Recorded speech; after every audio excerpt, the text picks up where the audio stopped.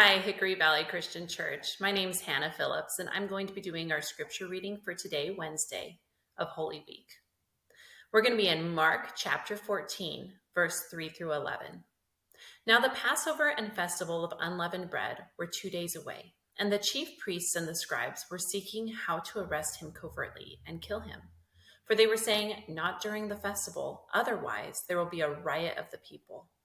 While he was in Bethany, at the home of Simon the leper, he was reclining at the table, and a woman came with an alabaster vial of very expensive perfume of pure nard.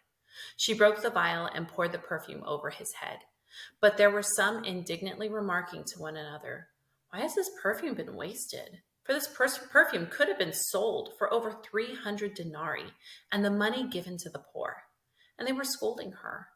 But Jesus said, "Leave her alone. Why are you bothering her? She has done a good deed for me. For you always have the poor with you, and whenever you want, you can do good to them. But you do not always have me. She has done what she could. She has anointed my body beforehand for burial. Truly I say to you, wherever the gospel is preached in the entire world, what this woman has done will also be told in memory of her."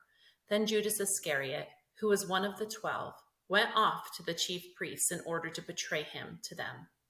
They were delighted when they heard this and promised to give him money, and he began seeking how to betray him at an opportune time.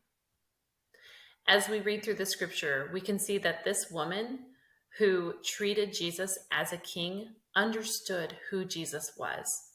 He was king, and she loved Jesus so much that she gave him her very best. So we invite you to consider this. How can you uniquely adore God?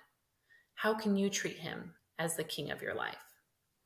On your own, please read Matthew chapter 13, verse 44 through 46, and also try the following after you read this.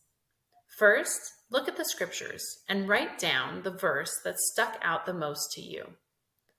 Next, we invite you to make an observation about what this passage is saying about mankind, about God, and how all of this points to Jesus. Next, we invite you to apply this to your life. By applying and obeying scripture, you get to learn how to make God's truth come alive in your heart and in your life. And finally, I want to encourage you to pray. Pray to the Lord and ask him to speak to you and tell you how to apply this continually in your life. Spend some time praising God, asking him to help you to abide in him. I want to close by just letting you know that I am praying for our church all day today. I'm committed to this, and I love Hickory Valley Christian Church. Thank you so much for watching.